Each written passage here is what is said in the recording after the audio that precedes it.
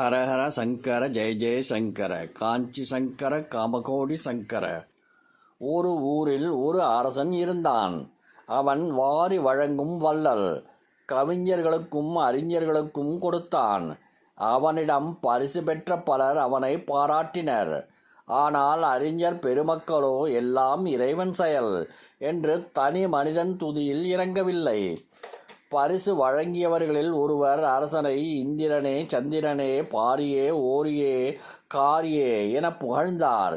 வேறு ஒரு அறிஞர் அவனின்றி ஓர் அணுவும் அசையாது, எல்லாம் ஈசன் செயல், ஈசாவாஸ்யம் இதம் சர்வம் என்று சொன்னார். ஈசாவாஸ்யம் இதம் சர்வம், இந்த உலகம் முழுவதும் இறைவனால் வியாபிக்கப்பட்டுள்ளது, எல்லாம் அவன் கட்டுப்பாட்டில் உள்ளது. அவர்களுக்கு உரியதை அனுபவியுங்கள், பிறருடைய செல்வத்துக்கு ஆசைப்படாதீர்கள். எத்தனை முறை பரிசு கொடுத்தாலும் இதே கதைதான். அரசனோ தன்னை புகழ்வதையே விரும்பினான். இறைவன் பற்றிய புகழ்ச்சியை அவன் விரும்பவில்லை. ஆனால் அறிஞர் பெருமக்களிடம் என்னை புகழ்ந்து பேசுங்கள், பாடுங்கள் என்று சொல்ல துணிவும் இல்லை. ஒரு முறை இதை அறிஞருக்கு குறிப்பால் உணர்த்துவோம் என்று கருதி இருவரையும் அழைத்தான். தன்னை எக்காலமும் முக்காலமும் புகழும் ஒரு ஆளுக்கு ஒரு பூசணிக்காய் இரத்தினக்கற்குள் நிரப்பிக் கொடுத்தான். அதை வாங்கியவர் வெறும் பூசணிக்காய் என நினைத்து குறைந்த மதிப்புள்ள 2 நாணயங்களை அறிஞரிடம் கொடுத்தார். அவரும் அந்த பரிசு பொருட்களுடன் அரண்மனையிலிருந்து வீடு சென்றார். பூசணிக்காய் வாங்கியவருக்கு கொஞ்சமும் திருப்தி இல்லை. அவர் வீட்டின் வழியாக சென்ற அறிஞரை அழைத்து, நீங்களே இந்த பூசணிக்காயையும் எடுத்துச் செல்லுங்கள் என்றார். அவரும் அதை மனமுவந்து ஏற்று, என்னிடமுள்ள 2 காசுகளை நீங்கள் எடுத்துக்கொள்ளுங்கள் என்றார். அறிஞ பெருமான் வீட்டிற்கு சென்று மனைவியிடம் பூசணிக்காயை கொடுத்து சமைக்கச் சொன்னார்.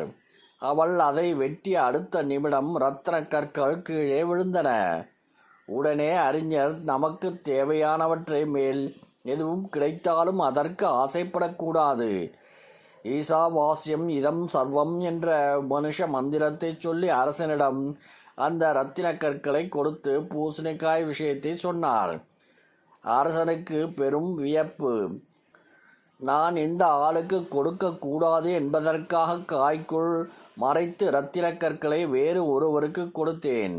நான் ஒன்று நினைக்க தெய்வம் ஒன்று நினைக்கிறதே என்று வியந்த பின்னர் அவனின்றி ஒரு அணுவும் அசையாது என்பது உண்மையை ஏற்று தனது தவறை அறிந்தான். அவனுடைய அகங்காரம் அகன்றது. யார் யாருக்கு என்ன என்பதை இறைவன் ஏற்கனவே நிச்சயித்து விட்டான். நான் ஒரு கருவி மட்டுமே என்று ஞானோதயம் ஏற்பட்டது. இறைவனின் கணக்குப்படியே எல்லாம் நடக்கும் என்பதை உணர்ந்தான். ஓம் நமச்சிவாய. ஹரஹர சங்கர ஜெய ஜெய சங்கர காஞ்சி சங்கர காமகோடி சங்கர.